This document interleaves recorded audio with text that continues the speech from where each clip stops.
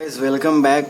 सो मैंने real number पर लगभग 4 लेक्चर नहीं, एक लेक्चर पहले वाले में मैंने थ्योरी वगैरह किए थे, बाकी 3 में केवल क्वेश्चन। दूसरे में लेवल 1, तीसरे में लेवल 2 और चौथे में लेवल 3। अभी लेवल 3 का ही कुछ सवाल बच गया था। मैं चाहता हूँ कि जो भी इम्पोर्टेंट है मैं एक भी ना छोड़ूँ। तो पहले वीडियो को पॉज करो, इसको अपने से इस क्वेश्चन को खुद से ट्राई करो। 4 ऑप्शन दिए हुए हैं, ठीक है, और आप इसको खुद से ट्राई करोगे तभी जाके बात बनेगी। सॉरी, ये 13 अथी नहीं है, इसका सही आंसर नहीं है। इसका दूसरा सही आंसर दूसरा है, इसका सही आंसर 22 है, ठीक है। तो प्लीज़ इसको अपने से ट्राई करो, नहीं तो फिर बात उतनी अच्छी नहीं बनेगी, क्योंकि फिर कोई फ़ायदा नहीं हुआ। चलो मैं इसे पढ़ता हूँ।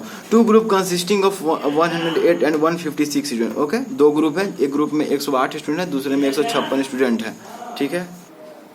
सो 2 ग्रुप है, एक में 108 स्टूडेंट है, दूसरे में 156 स्टूडेंट है। ये पार्टिसिपेट करें किसी स्पोर्ट्स मीट में। In how many rooms can all these student be accommodated at the minimum, ध्यान देना, minimum, if all the rooms must have equal number of students and no 2 students in a room are from different groups. मतलब किसी ऐसा एक भी कमरा ना हो जिसमें दोनों ग्रुप के, मान लो ये पहला ग्रुप है जिसमें ग्रुप ए है जिसमें 108 स्टूडेंट है, और दूसरा ग्रुप बी मान लो जिसमें 156 स्टूडेंट है। तो कोई भी कमरा ऐसा नहीं होना चाहिए जिसमें ग्रुप ए के भी स्टूडेंट हो और ग्रुप बी के भी। एक भी अगर एक भी मान लो पूरा कमरा में 20 स्टूडेंट ग्रुप ए के हैं और एक भी उसमें ग्रुप बी का स्टूडेंट हो गया तो बात नहीं बनेगी, ठीक है। तो आप इसको समझो कि, तो आप समझ रहे हो इस बात को। अब हम ध्यान देते हैं, यहीं पर थोड़ा सा मैं आपको हिंट देता हूं कि minimum can accommodate how many rooms, minimum rooms कह रहा है ना कि in how many rooms can all this student be accommodated at the minimum, यानी मिनिमम रूम चाहिए, यानी कि हर एक रूम में मैक्सिमम स्टूडेंट होना चाहिए, तभी तो मिनिमम रूम्स होंगे। अगर एक रूम में ज़्यादा से ज़्यादा स्टूडेंट को हम लोग रख पाएंगे तभी तो मिनिमम रूम्स हो पाएंगे। नहीं तो अगर एक रूम में कम से कम स्टूडेंट होंगे तो फिर रूम्स की संख्या बढ़ते जाएगी। लेकिन एक और इसमें दिक्कत है कि आप अपने मन मर्जी से जितना चाहो उतना स्टूडेंट्स को नहीं रख सकते हो, बल्कि इक्वल नंबर ऑफ स्टूडेंट होना चाहिए हर रूम में, ठीक है। और प्लस में एक और इसमें क्राइटेरिया है, तीसरी शर्त यह है कि आपको कोई भी रूम ऐसा नहीं चाहिए जिसमें दोनों ग्रुप के स्टूडेंट रहते हों, ठीक है। यानी 3 शर्तें हैं। पहली तो मिनिमम रूम्स होनी चाहिए, यानी मैक्सिमम स्टूडेंट होनी चाहिए, मैक्सिमम हर एक रूम में मैक्सिमम स्टूडेंट्स होने चाहिए। दूसरा, कितने मैक्सिमम, तो इक्वल होने चाहिए, हर एक रूम में इक्वल स्टूडेंट होने चाहिए। और तीसरी शर्त ये है कि हर एक रूम में एक ऐसा कोई भी रूम ना हो जिसमें ग्रुप ए के भी स्टूडेंट्स हो और ग्रुप बी के भी स्टूडेंट्स हो। तो चलो, इतना भारी सवाल नहीं है, हम लोग देखते हैं, ठीक है, इसको बनाते हैं। देखो, सबसे पहले हम जब भी पूछता है ना कि मिनिमम या मैक्सिमम, सबसे पहले हम 108 को कितना लिख सकते हैं। 108 का एलसीएम आप लो तो कितना हो सकता है, 2 5 10, 2 चौके 8, 2 27, 2 नीचे 54 और 3 9 27 और 3 तिहाई 9। तो 108 को कितना सकते हैं, 2 into 2 into 3 into 3 into 3 into 3, ठीक है। यानी इसको ऐसे भी लिख सकते हैं, 3 6 6 2 12 गुने 9 भी लिख सकते हैं 108 को। 156 को किसे लिख सकते हैं, 156 को लिख सकते हैं 12 गुने 13 लिख सकते हैं 156 को। आ रहा है समझ में, 156 को 12 गुने 13 लिख सकते हैं। अब देखो, ये दोनों में 12 कॉमन है। वैसे भी 108 और 156 का एंड 156 का एनसीएफ आप निकालोगे तो कितना आएगा, 12 ही आएगा। आ रही बात समझ में। अब मैं क्यों कर रहा हूँ, ये दूसरे कंडीशन को सेटिस्फाई करने के लिए। दूसरा कंडीशन क्या था कि हर एक रूम में इक्वल नंबर ऑफ स्टूडेंट होने चाहिए। यानी कि अगर ग्रुप ए का हम निकाले, एक ग्रुप ए में स्टूडेंट है, ग्रुप बी में, तो अगर इसके लिए हमें कमरा चाहिए तो हर एक कमरे में अगर 12 रखेंगे तो इसमें भी 12 रखने पड़ेंगे, जो कि हो भी सकता है, क्योंकि देखिए 12 गुने 9 हो रहा है, यानी ग्रुप ए के लिए कितना कमरा चाहिए होगा, 9 कमरा, और ये 12 गुने 13 हो रहा है। ये सिर्फ मतलब क्या होता है, हाईएस्ट कॉमन फैक्टर। तो 12 जो है वो हाईएस्ट कॉमन फैक्टर है और वही हमें चाहिए भी था। तो और ग्रुप बी के लिए कितना कमरा चाहिए होगा, 13, तभी तो 12 गुने 9 करेंगे तो इसमें कुल 108 स्टूडेंट ग्रुप ए के आ जाएंगे और इसमें कितने आ जाएंगे, इसमें 13 गुने 12 कर देंगे, यानी इसमें 12 रूम चाहिए ग्रुप बी के लिए, जिसमें कि 13 रूम चाहिए ताकि हम 12 स्टूडेंट को डाल सके और इसका 156 आ जाए। अब बात समझ रहे हो, इस बात को आप समझो कि तो फिर आप कह रहे हो कि मिनिमम रूम चाहिए, ठीक है, तो उसके लिए मैक्सिमम स्टूडेंट चाहिए, तो लेकिन इक्वल स्टूडेंट भी चाहिए, तो इक्वल 12 ही 12 आ सकते हैं। तो इसके लिए कितना रूम चाहिए, ग्रुप ए के लिए कितना रूम चाहिए आपको, 12 रूम। जैसे 1 2 3 4 रूम हो गए, 4 4 1 2 4 8 1 9। ये ग्रुप ए के लिए इतने रूम्स चाहिए, और ग्रुप बी में आप जैसे कि कर लो, आपको 13 रूम्स चाहिए होंगे। ठीक है, जैसे कि आप इसको बना लो 4 4 8 4 12 1 13।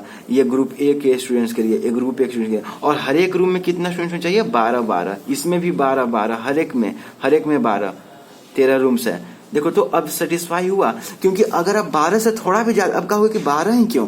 देखो 12 से थोड़ा भी ज्यादा करोगे तो सब अनबैलेंस हो जाएगा। देखो तो इसमें अगर 13 रख देंगे तो इसमें भी 13 स्टूडेंट को रखना पड़ेगा हर एक रूम में, और 13 का, अरे हर एक रूम में 13 रखने लगोगे तो फिर 13 के पहाड़ा में 108 तो आता ही नहीं है। 13 के पहाड़ा में 108 आता है? नहीं आता है। 13 8 104 होता है। ठीक है, तो 13 स्टूडेंट नहीं रख सकते हैं। अगर इसमें रखेंगे तो 12 चाहिए होंगे, तो कोई दिक्कत नहीं है, इसके लिए तो 13 चल जाएगा हर एक कमरे में बच्चे। लेकिन इसमें तो नहीं हो पाएगा ना, क्योंकि 13 के पहाड़ा में 108 होता ही नहीं है। अगर सब में 13 रखोगे तो मान लो 13, इसमें 8 रूम हो गया, 8, जैसे कि आपको जैसे 1 2 3, ये 8 हो गया, 13 8 104, हर एक में 13 रखोगे तो 104, और बाकी तो 4 बच्चे और बच रहे हैं, तो जो 9वां रूम होगा उसमें केवल 4 बच्चे रखोगे, बाकी में 13 13, इसमें केवल 4 रखोगे। ठीक है, समझ में आ रहा है? ये ग्रुप ए के लिए मैं कह रहा हूँ कि सब में 13 रखोगे, अंत में केवल 4, ऐसा तो गलत है, क्योंकि इक्वल नंबर ऑफ स्टूडेंट्स होना चाहिए, और वो भी कंडीशन सेटिस्फाई हो जा रहा है। तीसरा कंडीशन क्या था कि कोई भी एक रूम में दोनों ग्रुप के बच्चे नहीं होने चाहिए। देखो तो इसके अलग 8 रूम रहे, इस अलग 9 रूम रहेगा इसके लिए, और इसके लिए अलग 13 रूम रहेंगे। तो कंडीशन क्या हो रहा है? सेटिस्फाई हो रहा है। किसी भी में दोनों ग्रुप बी के बच्चे और ग्रुप ए के बच्चे नहीं आ पा रहे हैं। अब आप 14 को ले लो, क्योंकि रूम क्या होना चाहिए? मिनिमम होना चाहिए, और बच्चे मैक्सिमम होने चाहिए। तो अगर और मैक्सिमम करो कि एक रूम में हम 14 रखने लगेंगे, तो 14 के पहाड़ा में 108 है, आता है क्या? शायद नहीं आता है। 14 पैसा तो 14 पचे 14 छक 96, फिर आपको हो जाएगा। फिर उसके बाद इसमें भी नहीं आ पाएगा, सॉरी 14 छक 84, 14 सते 98, और फिर उसके बाद आप अति कर सकते हो, जैसे कि 14 छक 84 हो गया, 14 सते 98 हो गया, 14 8 112, तो 14 14 तो होंगे ही नहीं, क्योंकि 14 14 रखने लगे तो इसमें 7 रूम आते थे, 98 बच्चे हो जाएंगे, और बाकी के रूम में कितने बच्चों को? 10 बच्चों को रखना पड़ेगा। लेकिन रूम्स हर एक रूम से इक्वल बच्चे होने चाहिए। तो मैं कहने का मतलब ये है कि प्लीज आप ऐसे क्वेश्चन को जब भी आए ना, सबसे पहले एचसीएफ लेना। ठीक है, दोनों जो भी है दोनों अथी का एचसीएफ लेना, जैसे कि 108 156 का कितने थे? 12 हैं। ठीक है, आ रहा है समझ में? तो 12 एचसीएफ आए तो यही हाईएस्ट कॉमन फैक्टर हो गया।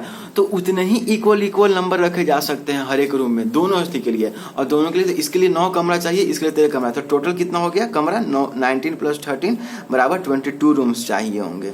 ठीक है, आ रहा है समझ में? इसको फिर से आप वीडियो को रिवाइंड करो, प्लेबैक स्पीड को कम करो, जो ऐसे भी करना है करो, बट इसको प्लीज समझना है, क्वेश्चन इंपॉर्टेंट है। सो आई होप आपको समझ में आएगा। एक और क्वेश्चन कर लेते हैं कि find the unit digit in the expansion of 44 to the power 44 + 55 to the power 55 + 88 to the power 88। इसको करके इसका जो भी क्वेश्चन है उसका कुछ नंबर आएगा, मुझे नहीं पता कितना आएगा, लेकिन बस मुझे उसका यूनिट डिजिट जानना है। आ रहा है समझ में? यूनिट प्लेस पर कौन सा नंबर होगा, मुझे ये जानना है। तो क्या मैंने पहले लेक्चर में ही पहले ही रियल नंबर वाले थी में बताया था कि आपको बताया था ना मैंने कि 0156 होगा अगर किसी नंबर की यूनिट प्लेस पर, तो उसका कितना भी पावर करो, जैसे कि 1111 का पावर अगर 1000 भी कर दो तो जो भी आएगा उसके यूनिट डिजिट में यूनिट प्लेस पर एक ही होगा, जो भी नंबर इवैल्यूएशन करके आएगा। इसी तरह 0156 है, ये 4 नंबर ऐसे हैं जिसकी यूनिट प्लेस पर अगर जो नंबर होगा तो उसका यूनिट उसका कितना भी पावर कर दो उसका यूनिट प्लेस पर वही 0156 होगा। और 4 और 9 ये 2 ऐसे नंबर हैं कि जिनके यूनिट प्लेस पर 4 9 होगा, तो उसमें 2 ही पॉसिबिलिटी है, या तो उसकी यूनिट पर 4 आएगा नहीं तो 6 होगा, और अगर 9 होगा तो या तो 9 आएगा या 9 आएगा यूनिट प्लेस पर। और 2 3 7 8 ऐसे जिसके पर 4 पॉसिबिलिटी है, जैसे 2 4 8 6 2 के लिए, और 3 के लिए क्या होगा 3 9 7 1। ठीक है, और 7 के लिए क्या होगा 7। आपको न समझ में आया लेकिन आप पहला वाला लेक्चर देखोगे तो अब मैं पूरा नहीं बताऊंगा यहाँ पर। और फिर उसके बाद 3 और 1 है, और 8 के लिए क्या हो जाएगा 8 6 8 4 2 6। ये 4 नंबर ऐसे हैं जिसके लिए 4 पॉसिबिलिटी है, 2 नंबर ऐसे हैं जिनके लिए 2 पॉसिबिलिटी यूनिट में, और ये 4 नंबर ऐसे हैं जिनके लिए 1 पॉसिबिलिटी है। ये बेसिक है, मैं मुझे बताना जरूरी था इस चीज के लिए। अब आप इसको समझ लो, जैसे कि आप 188 के पावर कुछ भी कर दो। 188 का पावर मान लो, सॉरी आपको दिख नहीं रहा होगा, 188 के पावर मान लो 1001 कर दो, ठीक है। तो जो भी नंबर आएगा, मुझे नहीं पता वो क्या आएगा, लेकिन इतना पता है कि उसका यूनिट डिजिट में जो भी होगा वो या तो 8 होगा, नहीं तो 4 होगा, नहीं तो 2 होगा, नहीं तो 6 होगा। आ रहा है समझ में? ऐसे ये यूनिट डिजिट में जो भी होगा 8 होगा, नहीं तो 4 होगा, नहीं तो 2 होगा, नहीं तो 6 होगा। आ रहा है समझ में बात? तो चलो इस क्वेश्चन को बनाते हैं। हम कोशिश करेंगे यहाँ पर ऐसे लिखने का, जैसे कि 44 के पावर 44 को कैसे लिख सकते हैं और तरीके से, 44 के पावर 2 लिख सकते हैं, ठीक है। और इसका पूरा 22 लिख सकते हैं, क्योंकि 22 दूनी 44 होता है। और आपने एक्सपोनेंट में तो पढ़ा ही होगा कि a to the power m और होल n होगा, तो इसको पढ़ते हैं a to the power mn करते हैं, तो यहीं पर लिखा ना 44 टू द पावर 2 तो होल 22, ठीक है। मैंने क्या वैसे लिखा अभी मैं बताता हूँ। ये 55 का तो कोई इश्यू ही नहीं है, इसको ऐसे ही रहने दो। प्लस अब इसको क्या करूँगा, 88 है तो इसको क्या करते हैं, 88 के पावर इसको पूरा को 4 कर देते हैं और ये पूरा का 22 हो जाएगा। आ रहा है समझ में? क्योंकि 22 के 88 होता है, ये वही लिखा हुआ है, a के power m to the n power a के पावर mn होता है। मैंने कुछ नहीं किया इस पर, बस वही लिखा हूँ। अरे बात समझ में? मैंने ऐसे क्यों लिखा, क्योंकि देखो तो 44 के पावर 2 करोगे तो जो भी आएगा उसका यूनिट डिजिट में कुछ भी आएगा, उच्च 6 ही आएगा यूनिट डिजिट में आएगा, क्योंकि 4 के 16 होता है तो यूनिट डिजिट में 6 ही आएगा ना। और उसके पावर कितना है, 22 है। मैंने पूरा नहीं लिखा 24 के पावर कितना आएगा, लेकिन इतना पता है कि इसके यूनिट डिजिट में कितना आएगा, 6 आएगा। ये देख रहे हो? प्लस देखो तो एक बात बताओ, 55 के पावर 55, मैंने कहा था ना कि किसी भी नंबर के यूनिट डिजिट में 5 है तो जो भी वैल्यू आएगा, कितना भी पावर कर लो, उसका यूनिट डिजिट में हमेशा 5 आएगा, ठीक है। मुझे नहीं पता है कितना है, लेकिन इतना पता है कि यूनिट में 5 आएगा। 5 25 25 5 125 से देखो तो 125 5 125 तो हमेशा 5 आ रहा है। प्लस 88 की पावर 4। अब देखो तो मैंने कहा था ना कि 8 में कितने पॉसिबिलिटी हैं, 8 4 2 6, तो 8 के पावर 4 करोगे तो 6 ही आएगा ना उसका यूनिट डिजिट में। 8 8 64 4 आया, फिर 64 8, फिर आप 64 8 करोगे तो 8 चौके 32 है, तो 2 आएगा उसमें यूनिट डिजिट में। फिर जो भी आया उसका फिर 2 यूनिट डिजिट आया तो फिर उसको 8 से फिर गुना करोगे तो 6 आएगा, लेकिन फिर 8 से अगर गुना करे चलोगे तो फिर 8 आ जाएगा, तो वो नहीं चाहिए। हम 8 के पावर 4 तक फोकस करेंगे। तो 88 के पावर 4 में मुझे नहीं पता कौन सा नंबर आएगा, लेकिन इतना पता है कि उसके यूनिट डिजिट में कौन आएगा, 6 आएगा। और मैंने ऐसा क्यों लिखा था मैं अभी बताता हूँ, क्योंकि देखो अगर यहाँ पर यूनिट डिजिट में 6 आ जाए या 5 आ जाए या 0 आ जाए 1 आ जाए, उसका कितना भी पावर करें तो वही सेम रह जाता है। तो देखो तो ये जो नंबर था इसका पावर 22 भी करें तो 6 में एक ही पॉसिबिलिटी है कि उसका कितना भी पावर करो, यहाँ पर यूनिट डिजिट क्या होगा, 6 ही होगा। प्लस अब यहाँ तो 5 तो शुरू से ही है, क्योंकि 5 के पावर में कुछ भी, और यहाँ पर देखो तो 6 है यूनिट डिजिट में, इसका कितना भी पावर करो 6 ही आएगा इसका यूनिट डिजिट में। तो ये अब देखो इस सब को जोड़ोगे तो सबसे पहले तो यूनिट डिजिट से ही हम लोग हमेशा राइट हैंड साइड से ही जोड़ते हैं, आपको पता है ना, हम कभी भी लेफ्ट से नहीं जोड़ते हैं। और ऐसा क्यों नहीं करते हैं ये भी मुझे बताना, अगर किसी को पता हो कि क्यों हम लोग हमेशा राइट से ही जोड़ते हैं, लेफ्ट से क्यों नहीं जोड़ते हैं। तो इधर से करेंगे तो 6 5 11 और 6 17, तो ये तीनों को जोड़ के कुछ आएगा बड़ा सा नंबर, तो इसका यूनिट डिजिट में क्या होगा, 7 होगा। तो 7 हमारा आंसर हो गया, ठीक है। ये 7 हमारा आंसर हो गया। अरे समझ में? तो find the unit digit in the expression of इतना 44 plus 55 to the power 55 plus 88 to the power 88। तो हमने 44 to the power 2 to the power 22 लिख दिया, क्योंकि मुझे पता है कि अगर ऐसा लिखेंगे तो 6 आ जाएगा यूनिट डिजिट में, फिर इसमें 5 आ जाएगा और 88 के पावर 4 में ये 6 आ जाएगा टू द पावर 22, फिर ये आ गया और फिर हमने जोड़ा 4 4 12 और 5 17, और बाकी जो बड़ा नंबर है मुझे इसे क्या मतलब, बस 7 हमारा आ गया। ये बहुत इंपॉर्टेंट है, तो वीडियो को रिवाइंड करके फिर से देखना, प्लेबैक स्पीड कम करके देखना, और अच्छा लगा तो चैनल को लाइक शेयर और सब्सक्राइब करो। और इस तरह से हमने लगभग रियल नंबर LCM HCF खत्म कर लिया। और कोई भी डाउट हो या कोई भी क्वेश्चन नंबर हो तो प्लीज़ मुझे बताना कमेंट सेक्शन में। So thank you very much for watching this, have a great day ahead.